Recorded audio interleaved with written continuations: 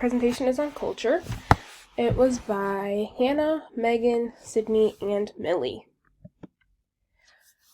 So, some things about our team. Hannah is a freshman Spanish education major. Megan is a sophomore physical education major. Sydney is a freshman Spanish education major. And Millie is a sophomore elementary education major. So, our objectives in this PowerPoint are to 1. Understand a broad sense of culture, 2. Multi-element programs within the cross-cultural comparison, 3. How technology and culture intermix, and 4. How to incorporate this knowledge into the classroom. So, culture overview. What culture is. So, culture is a group living similarly in things like behaviors and values. People tend to stick with the culture they are most familiar with. Some culture groups include SES, ethnicity, and technology. And this is actually a really good image because it shows the many things that people can share in culture. For example, language, traditions, community, knowledge. It's not always just your ethnicity or your SES. And everyone has a different culture.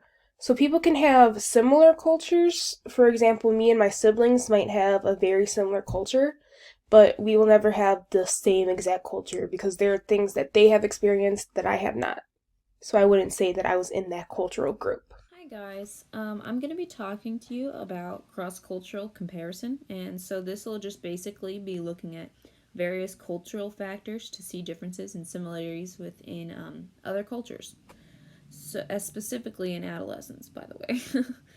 so the one question we want to ask ourselves is adolescent development universal or culture specific? And hopefully, after going through all of this, we will be able to answer that question clearly, and I will go over that after I've done my piece.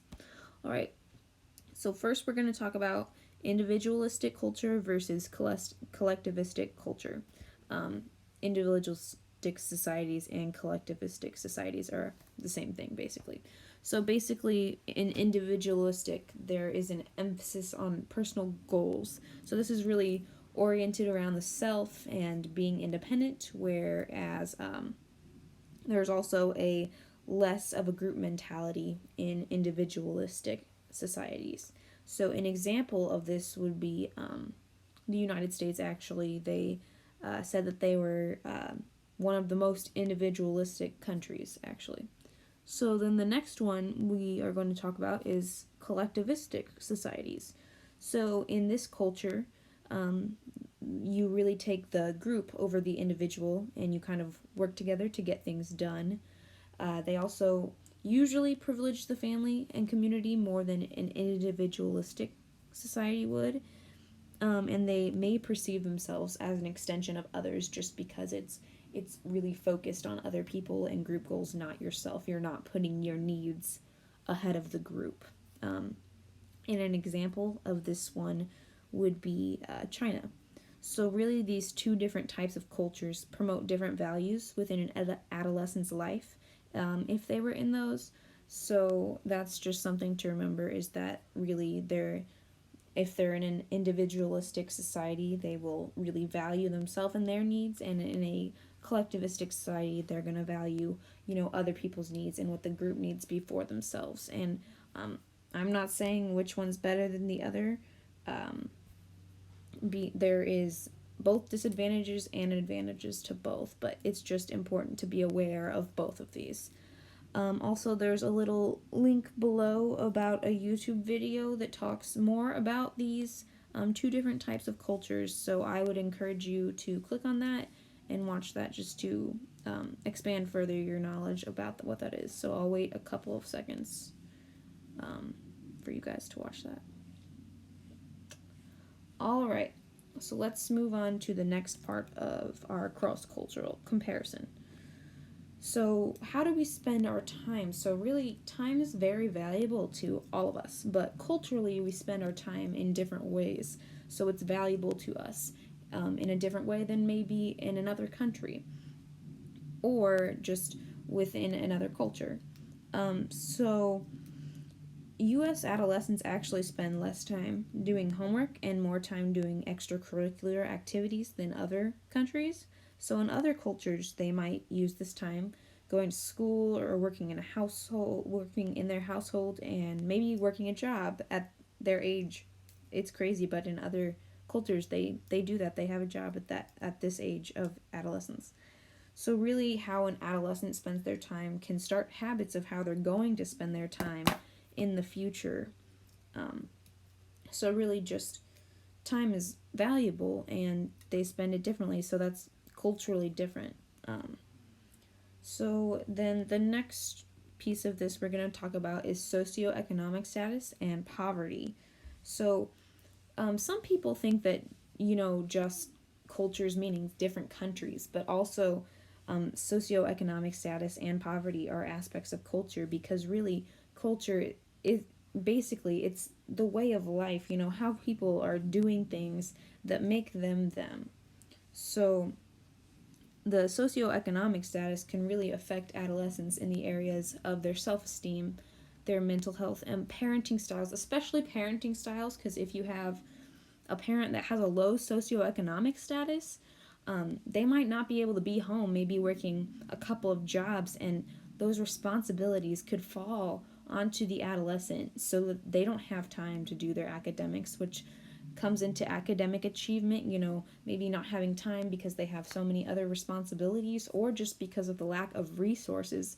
There might not be any books in the house, maybe no internet connection so that they can research things, really just things that we take for granted that maybe they may not be able to have just because of their low socioeconomic status. So really, these differences in social economic status can include differences in their reading, their language, and their academic preparation.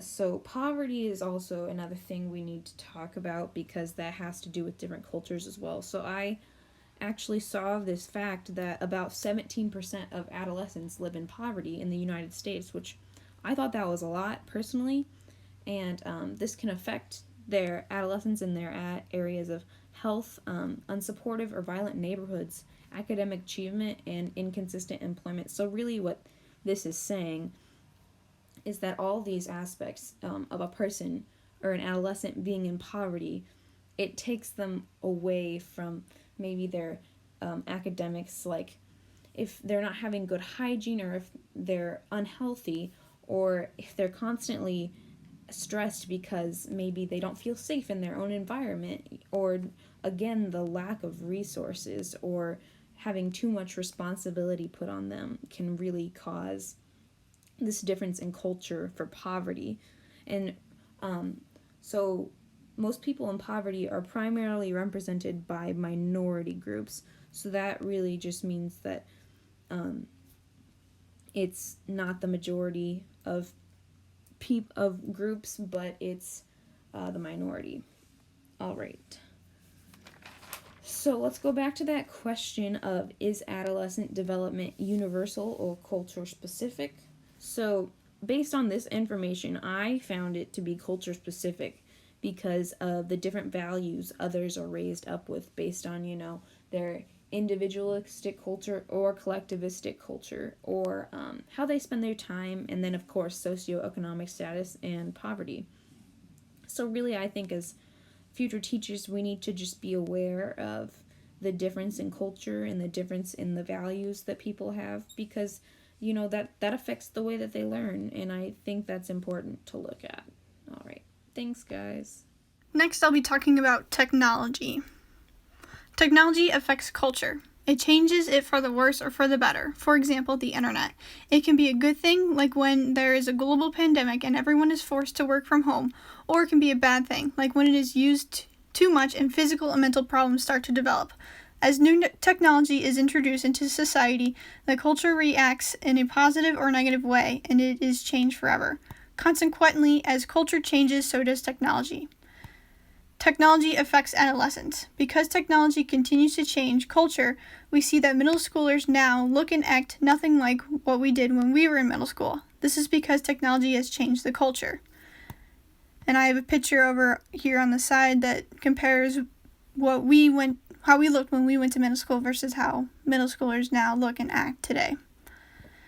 Next, technology affects health. With the world moving towards an online format, our culture is becoming more unhealthy physically and mentally. Physical problems include obesity, hearing loss, vision problems, and neck strain. Mental health can include depression, technology addiction, psychological issues, and a new type of stress called the chronic smartphone stress. This is caused by notifications or the lack thereof of, and the anticipation of an email or message. And then technology affects adolescent health, and I have a video to show you. Jenner didn't always look like that. She used to look like this, a nice, normal girl. And what she's done is convinced other nice, normal girls that she made her face go from this to this via a lipstick that only she sells. Just to let you in on something, I'm wearing that lipstick right now.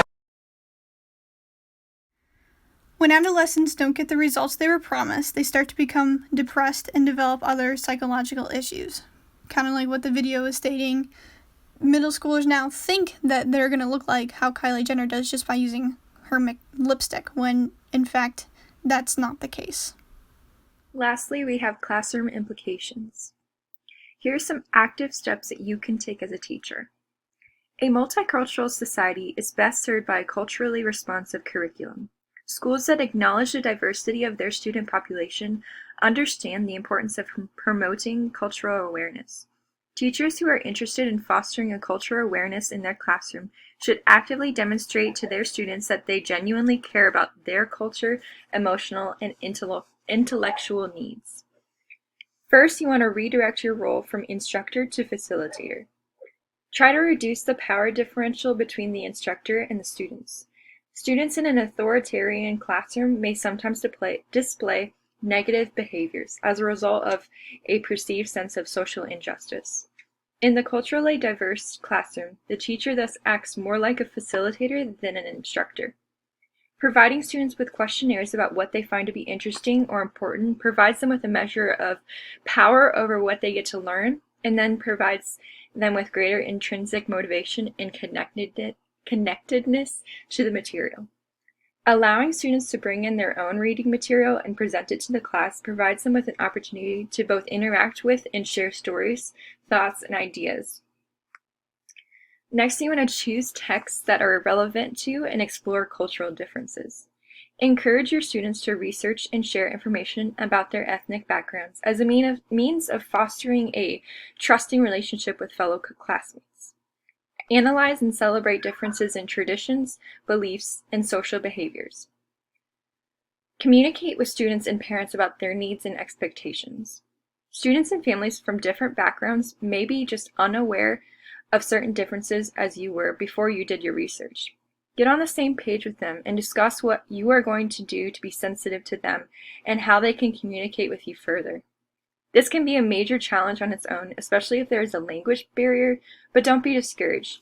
The extra effort needed to connect to families pays dividends in how much you learn about them, how much about homeschool connection that grows as a result, and how supported your student feels. Lastly, you want to answer questions openly and appropriately, and this can be done by validating all cultures, explain differences in an academic, unbiased way, and show students how to ask questions and discuss cultural differences with sensitivity.